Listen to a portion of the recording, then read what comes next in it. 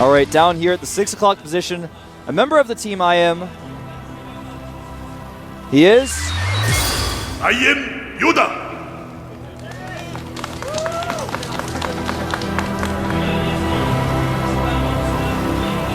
Over at the 9 o'clock position. Oh, Yoda Sniper. The left thing said always something. I couldn't quite catch it. It's great listening to how the Korean commentators talk about the signs when it's in English. Member of ZeNEX over here on the left side. ZeNEX, Bjorn. That is very true, though. He's actually going gas first, so we are going to see a very tech-heavy opener from him. Basically, for those of you guys who are newer players, we do see a gas first, of course, for his opponent as well. Not as quick of a gas as Bjorn's.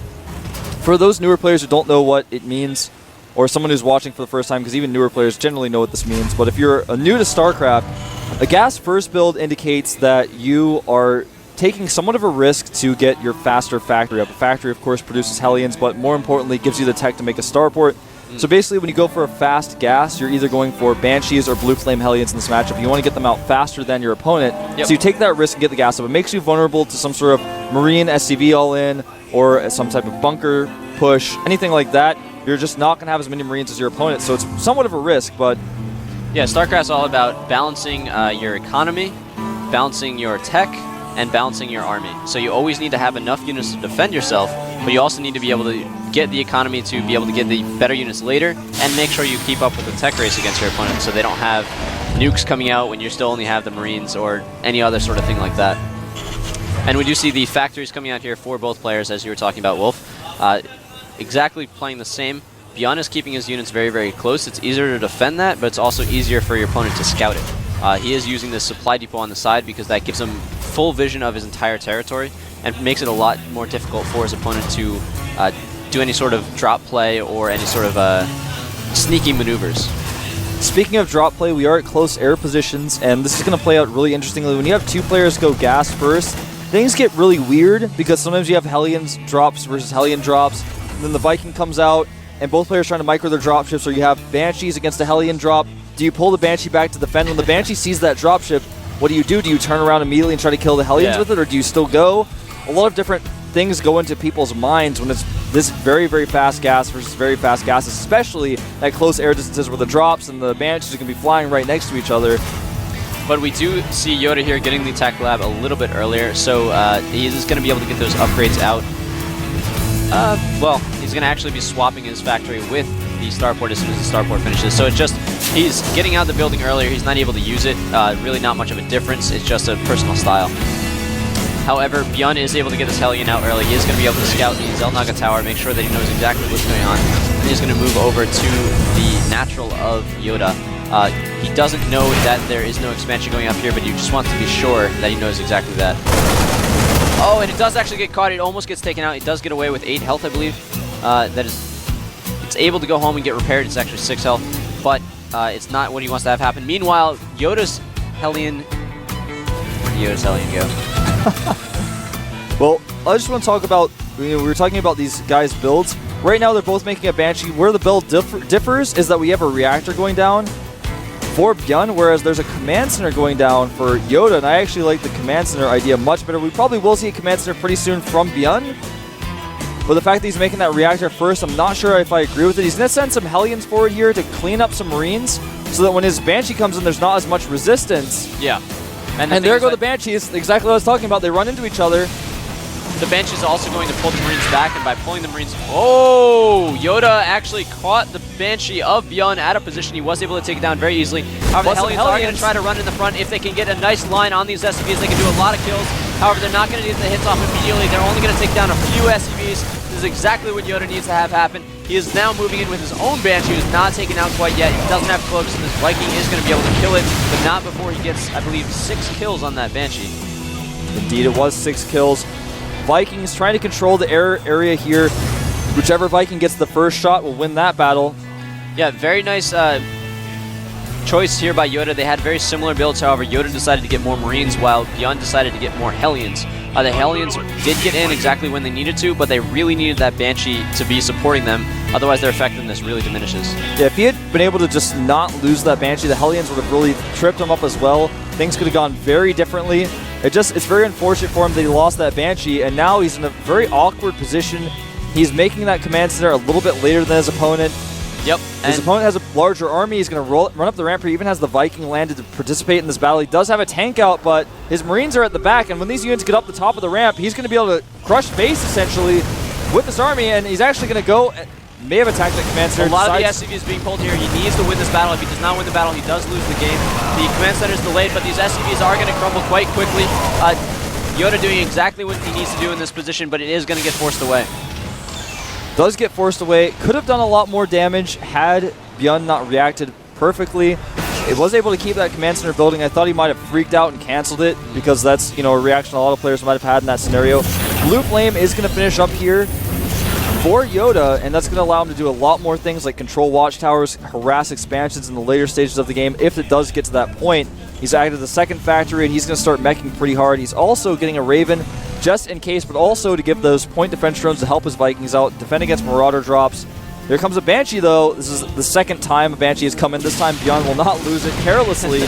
Yeah, he went a little bit further around. He didn't want to go for speed. He wanted to go for espionage, or not espionage, but he is doing exactly what he needs to do. He's forcing the SCVs to transfer over to the natural, and then is going to get chased away by this Viking. If you micro-perfectly with the Viking, you can make sure it shoots without decelerating at all. So Bjorn, knowing this, decides just to try to get as much damage as he possibly can before it dies, instead of trying to run away. Very nice choice. He basically killed a few SCVs, killed that mule, and the cool thing was, I didn't notice this, Yoda made a smart choice but ended up hurting him, is he saved a lot of scans just in case.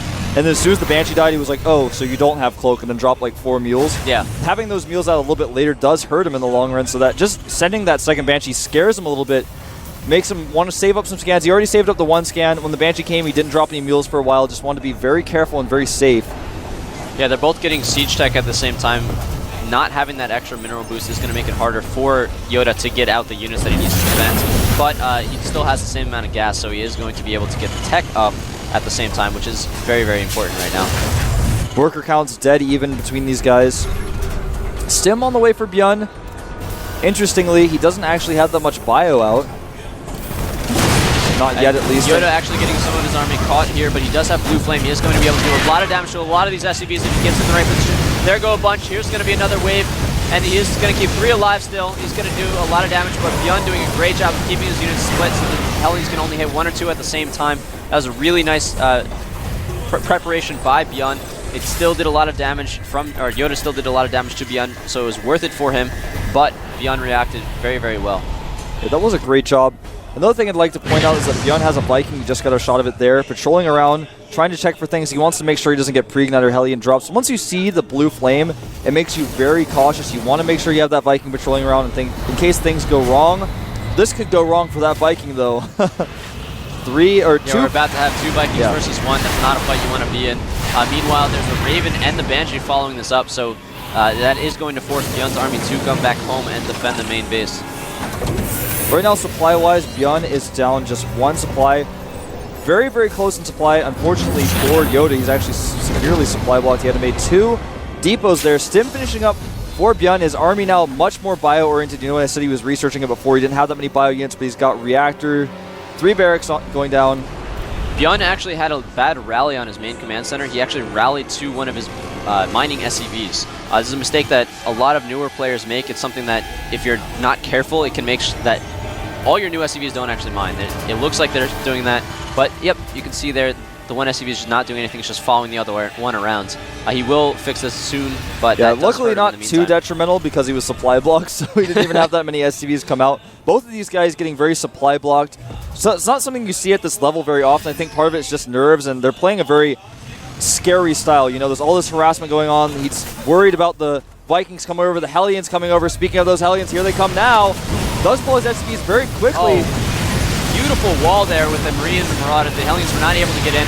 I think they only took down 1 SCV, if any at all. Yeah, that is actually how you defend against this type of build. You have a nice wall off, and you pull your SCVs, you react calmly, you don't clump them up, you pull them, then you split them up a little bit, you keep them away from the Hellions. You see so many players just pull SCVs in an arbitrary place. But we do have another drop coming in from the other side here, so I don't think Beyond has enough forces here to defend against this immediately. It can do a lot of damage, but most of his SCVs are actually at his natural, so he should be okay. Looks like he's just going to go for that natural, though, Torch. There is one tank and a Marauder and one Marine going to help out. Drops one in the main, and is going to drop the other two in the natural. That's actually a really nice move. It forces them to move a lot of the SCVs away, but where are they going to move to when there's Hellions at both bases, burning everything around? Meanwhile, there is a main force from Beyond about to attack the main of Yoda. This is actually really good positioning from him. It's hard for Yoda's air army to do much to this ground force. And it looks like that last Hellion does get cleaned up inside the main of Beyond. He actually has one more, though, and he's going to drop it on top of these SCVs one more time, but they are pulled immediately. Great control here by Beyond. He's also made his third command center at the third base, whereas Yoda has made his command center around the exact same time, just not at the actual base. That's exactly what Beyond's army is coming to check for here. Yeah, and it looks like they might actually catch this at the perfect time. They are going to move in and see that it's floating, be able to do some damage to it. Actually might be able to take it out if Yoda does not react quickly enough. There's not enough tanks here for Yoda, so he's not able to push in, so he might actually lose this command center right now. Blue Flame Hellions are trying to do something, but they don't, and the command center goes down. That is huge at this stage in the game. It's very difficult. I just wanted to say that this other command center, though, does finish. He actually made a fourth command center, so as it looks detrimental, he's still in a decent spot from here because he made two command centers, man. He made two command centers, but it's very difficult for him to get this third position because there is such a strong ground army out here for Beyond. Yoda is ahead in almost 30 supply, but it's very difficult for him to mobilize that supply right now. It is indeed. Right now, he is going to go ahead and move as he moves that command center over. Basically, instead of attacking his opponent's army dead on at the third base location, he's just going to force that army to move by moving his own army. Marauders simming forward here against unsieged tanks. The problem is there's a point defense drone there, and there are just way too many tanks. Point defense drone absorbing all of the Marauder shots. But there's a second force coming up here from the lower left by Beyond. He is going to be able to catch this army of Yoda out in the open and be able to take it down relatively easily. There's all the Vikings landed, so they were able to take off the main force of Beyond. There's not enough tanks here, so it was a nice tank trade for both players, but that's going to put Yoda in a slight lead because he does have his air force still and is able to focus more on just reinforcing the units that he needs. The SCV count, though, however, is higher for Yoda. I actually misread that SCV count. Even so, he's had his command center up. Beyond has had his command center up a little bit longer. He didn't transfer his SCVs over there very quickly. In fact, he dropped a lot of mules there. But even so, he could have capitalized on that faster third command center a little bit better, but he was really busy dealing with that attack. He had two different groups of units. That trade ended up being better for him just slightly, but the problem is he just doesn't have another army to back it up because he's behind in general. So now he's kind of put himself on somewhat of even footing. As far as upgrades, though, his opponent has much better upgrades. He's getting +2 on his tanks right now.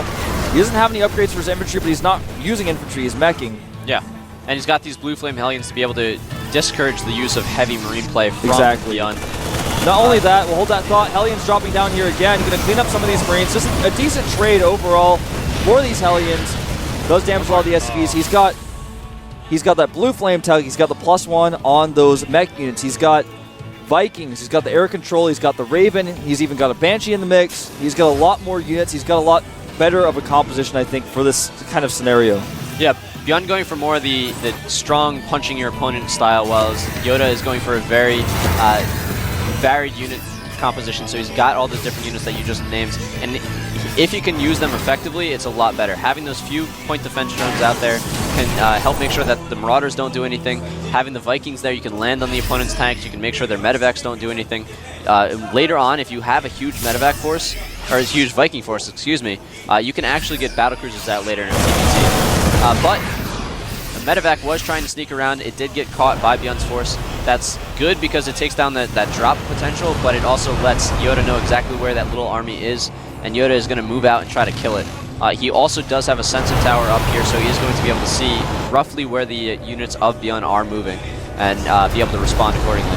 Beyond actually taking a little bit of a supply lead. He's actually playing this style really well.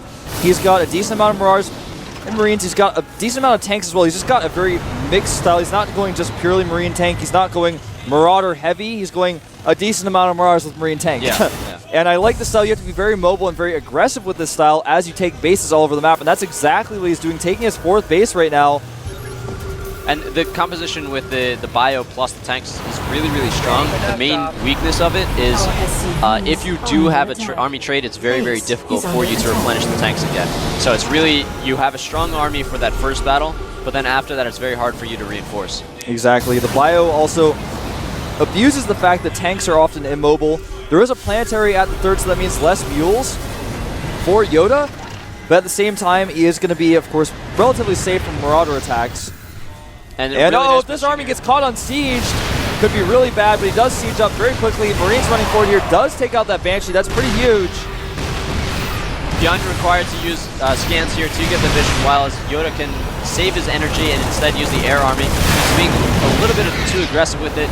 Almost lost the Viking, but in exchange for medevacs, actually a really good trade for him. You know, the problem here for Yoda is that if he moves forward and his opponent sees him on siege, he is just going to run his Marauders forward and kill a ton of those tanks. Yeah, but the timing of it is very, very difficult for Beyond to be able to do that. There are 2 medevacs coming in here full of Marauders, which is great against the tank army, but the Vikings there to support is going to make it very, very difficult. Point defense drones going down, so the Marauders are not doing the damage that they need to. There's a lot of tanks here for Yoda. They are able to melt the bio army of Beyond and force the entire army back.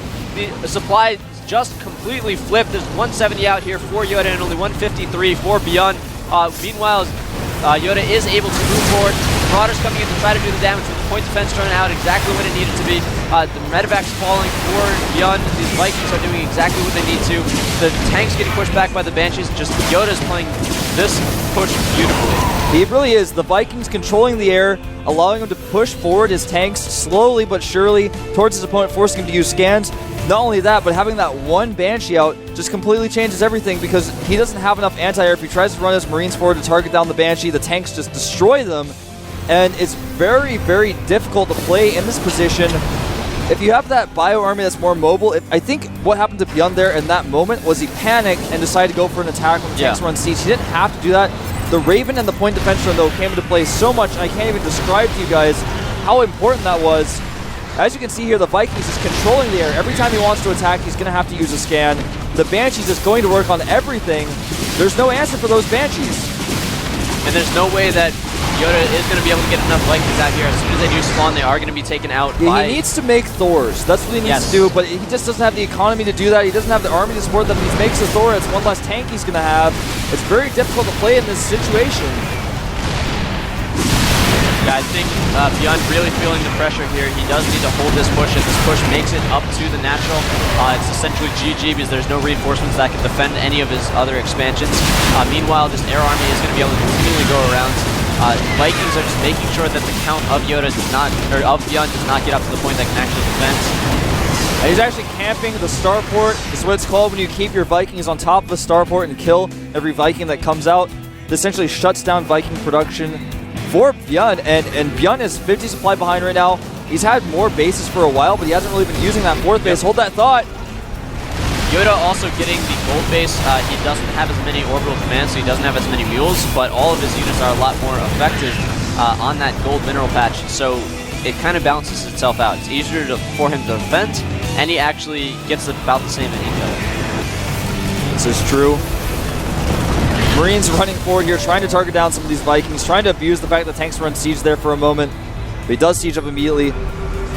This game could go on for a lot longer because Beyond has such a scary Marauder force that if he moves forward with his tanks on siege, Beyond can go through and destroy them, but... Yeah, that's almost 30 Marauders out there. He only has 5 tanks to hold a position, but that's all you need to hold one position. Having those Marauders there, again, you're saying it's very difficult to move in, because if the tanks are caught on siege, Marauders just decimate tanks. Indeed. +3 vehicle weapons being researched for Yoda and +3 infantry weapons for Beyond, so you can see their styles kind of differing here, and upgrades as well, of course. Both players upgrading their one specific unit. The issue is that Yoda is just inching forward here. Oh, very nice shot from that Thor. Did a lot of damage to the air units. Didn't kill anything, but it weakened it enough that when the straight-up fight does happen, it will be a lot easier to take those out. Yoda is maxed here, just trying to inch forward slowly. Make sure there's no time that the Marauders can push in. He does take a few extra tank shots, but because he has so many tanks himself, it's actually a very nice trade in his favor. Right now, but here comes the Marauders. They do stim in and move in. Perfect timing, but the point defense drones do come down and he is forced to run away. He took out a few tanks, but he dropped down to 150 supply. Yeah, basically he basically just used 180 point defense drone energy for about 14 or 15 Marauders. Not a good trade there. I'm not entirely sure why he decided to do that. He knew the PDD was there. Now he's in a really tough spot. These tanks are sieging up, crushing his army.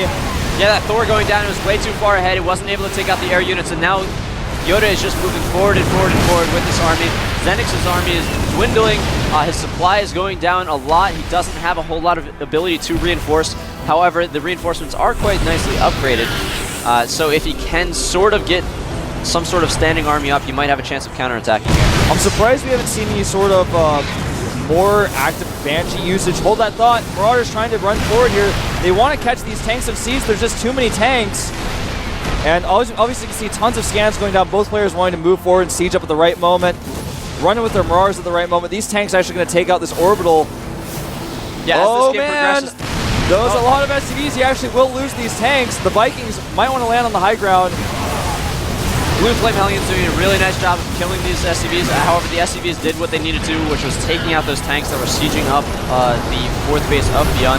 However, it's going to be very, very difficult for him to hold all these different fronts at the same time. The Bio Army is going to come in here and try to do a little bit. It's going to be a nice economical trade, but he needs to do a lot more than that right now. Yeah, I actually think that at this point it's almost impossible for Beyond to come back. Yep. GG. You think so too? That was a really nice play by Yoda. He had, they started out roughly equivalent, but the thing is that later in the game, the air army of Yoda was actually really, really instrumental in keeping the effectiveness of those Marauders down. Those point defense drones he put out only when he needed them, and then tried to fight around them for the rest of the time. And that just shut down the Marauder count that Beyond was trying to build up. Indeed it did. Now, I gotta say, the strategy that Beyond was doing, he did it just right. He actually split his Marauders into several different directions. He had Marauders going on the left side, some of them going on the right.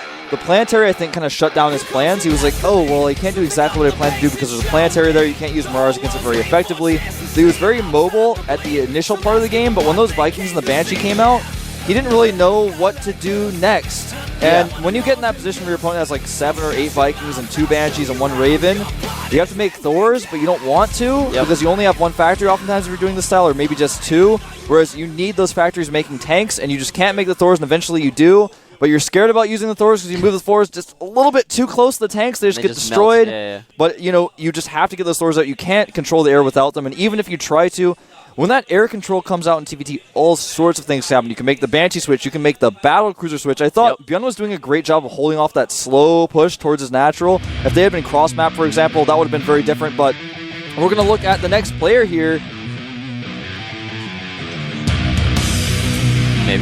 Maybe. Probably.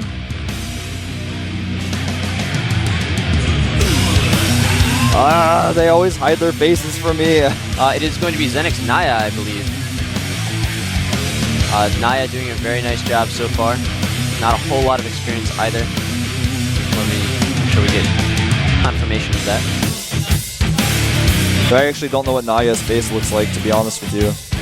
So even though now I can see his face. Oh, it's Puzzle. Yeah, I was like, I'm pretty sure that's Puzzle, but you said it was Naya. I'm just going to trust you. I tried to listen to the Koreans to hear what the Korean name was, but slightly off. Puzzle actually looks very different with his hairstyle today. Yeah. Very tall player. He is really tall. He's a great player. I'm surprised we're seeing him here today. I kind of didn't think we would see him against Yoda after we saw Yoda just...